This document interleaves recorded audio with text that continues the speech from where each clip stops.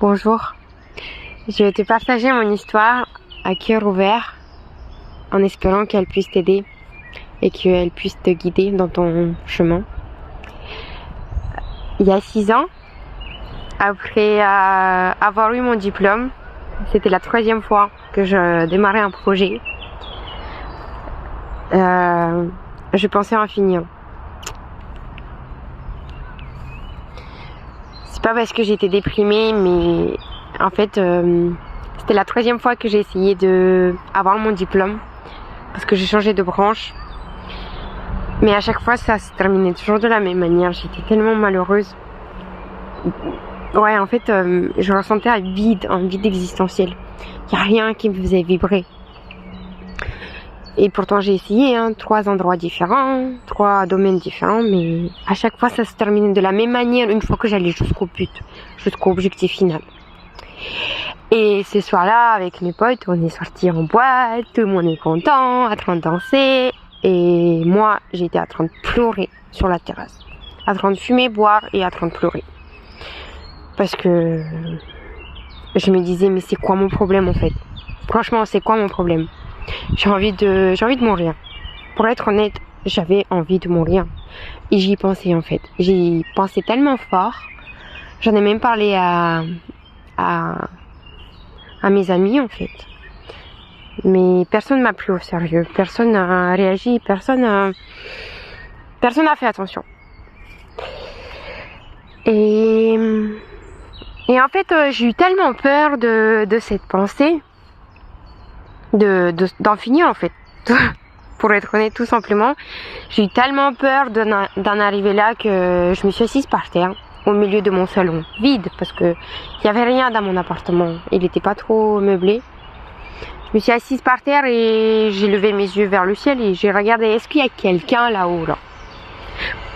Est-ce qu'il y a quelqu'un là-haut qui m'entend? Pourquoi je suis tout seul ici? Pourquoi je suis tout seul? Pourquoi vous m'avez laissé tout seul ici? Je veux un signe qu'il y a quelqu'un là-haut. Je veux juste un signe, je veux pas que vous changiez ma vie, je veux juste un signe pour me battre. Que quelqu'un est là. Et que tout ce que je vis là sur terre, c'est juste éphémère. Et je suis partie me coucher parce que le lendemain, je commençais mon travail à 8h.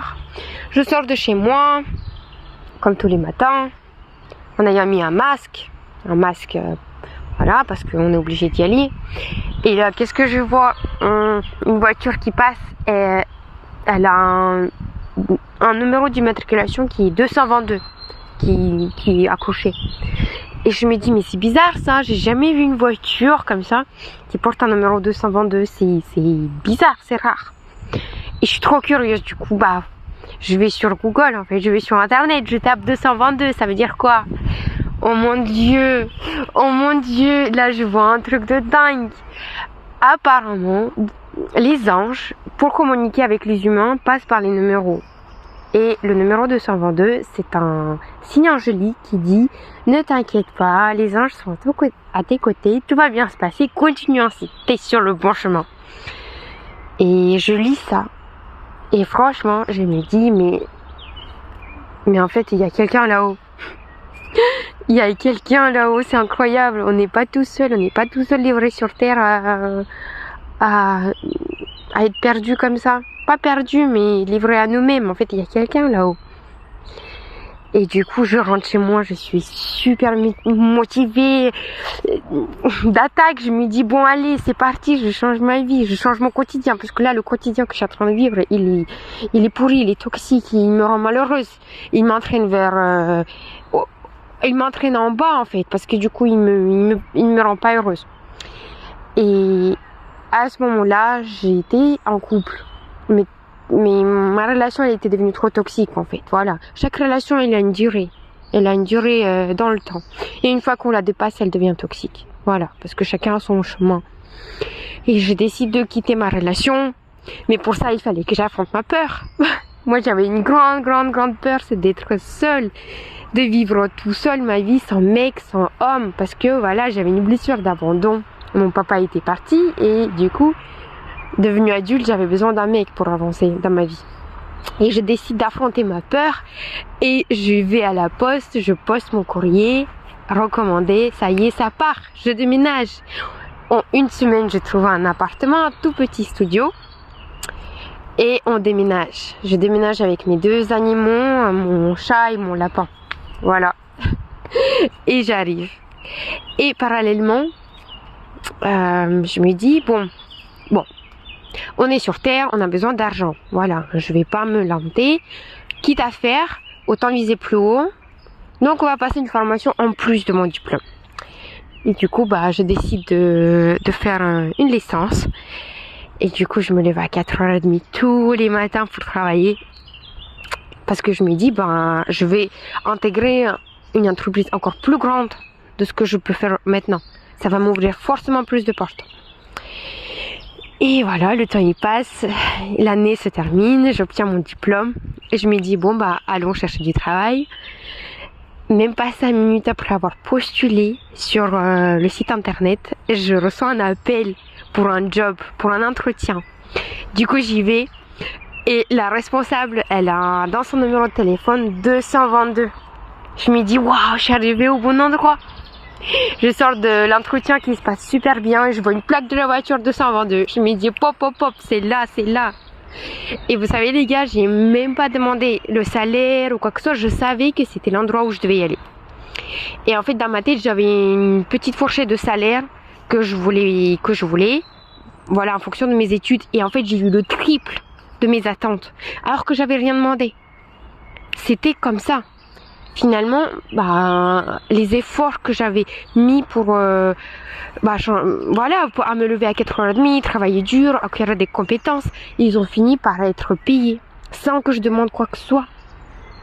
Bref, j'intègre l'entreprise, je rencontre une personne qui me guide,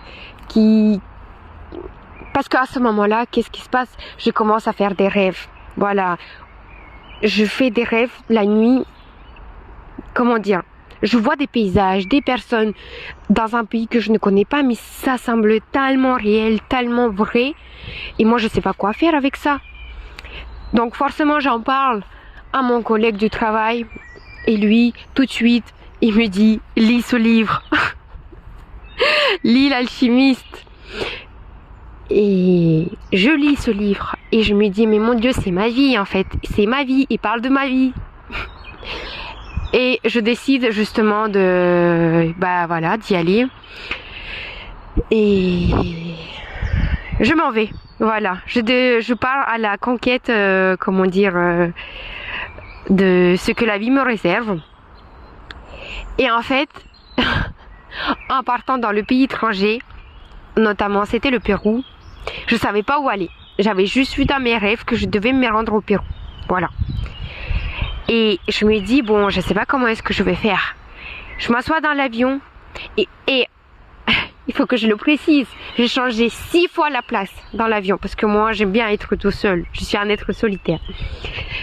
Et 6 fois j'ai changé la place. Et malgré ça, la femme qui était destinée à être à côté de moi m'a quand même retrouvée. Donc elle aussi, elle a changé beaucoup de place. Finalement, elle arrive et à peine on commence à se discuter avec le peu d'espagnol que je connais. Hola, comment estás?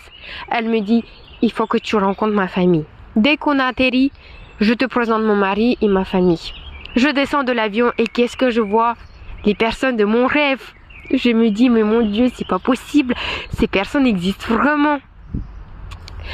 Bref, qu'est-ce qui se passe? C'est que ces personnes-là, ils me délivrent le message qui est important pour moi, pour mon évolution, dans le chemin à suivre, la suite en fait, la suite.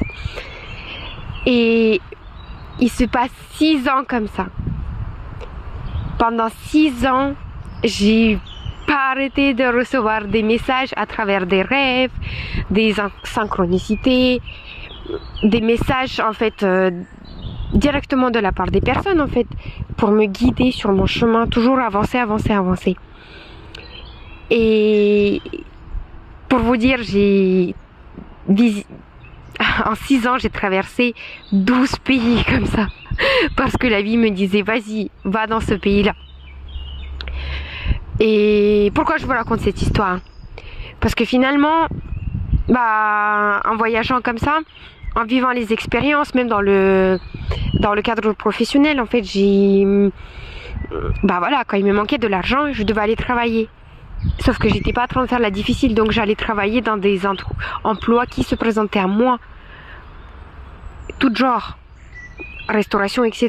Et c'était incroyable parce que c'est dans ces endroits que j'apprenais encore et encore des choses sur moi. Pourquoi je vous dis ça?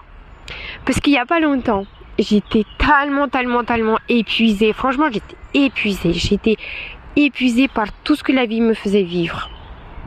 Parce que forcément, en cheminant comme ça, en apprenant tout le temps, bah, je savais plus en fait quoi penser. Je savais plus où me donner la tête. J'avais besoin des réponses et en fait, j'avais pas vraiment des réponses.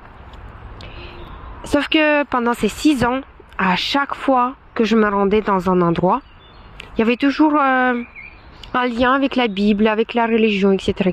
Mais moi, j'ai jamais été attirée en fait par la religion ou quoi que ce soit. Et il y a pas longtemps, j'ai fait un burn-out de la fatigue en fait, tout simplement pour tout ce que la vie m'a fait expérimenter ces dernières années, parce que c'était 6 ans non-stop. J'ai ouvert la Bible, je me suis dit j'ai rien à perdre, et franchement les gars, toute la fatigue physique, morale, émotionnelle, elle s'est envolée, mais en espace de 5 minutes. C'est comme si vraiment on m'avait tiré tout ce que j'avais en moi avec une petite ficelle. Et en fait, dans la Bible, parce que ça a été tellement un moment fort, c'était tellement clair, limpide, simple. Tout était décrit, tout ce que j'avais vécu, les voyages, les signes, les rêves, les expériences, tout ce que j'avais vécu, c'était écrit dans la Bible en fait. Et ça avait du sens parce que du coup, les autres personnes comme moi avaient vécu la même chose que moi.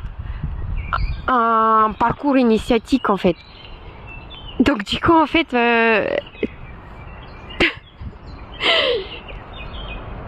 en fait j'ai rencontré Jésus comme ça. Je savais pas en fait qui me guidait depuis le début, parce que forcément à un moment donné non, je mens. Il n'y a pas un jour où je me suis pas demandé qui c'est qui me guide. Est-ce que c'est Dieu? Est-ce que c'est les anges? Est-ce que c'est les guides spirituels? Est-ce que c'est ma famille qui est décédée qui me guide depuis là-haut? Je me disais, mais c'est qui en fait? C'est qui? Et en fait, c'est vraiment en lisant la Bible que j'ai trouvé ma réponse. Mes réponses. Mais pas avec ma tête, avec mon cœur. Ça parlait avec mon cœur en fait. Et j'ai compris que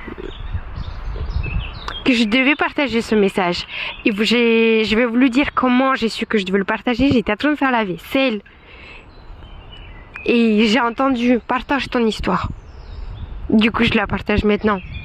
Je parle avec mon cœur en espérant que la personne qui en a besoin d'entendre ce message, elle l'entende et qu'elle le trouve. Et qu'elle lâche le contrôle de sa vie comme moi, après avoir essayé tout. Et se remettre dans les mains de Dieu.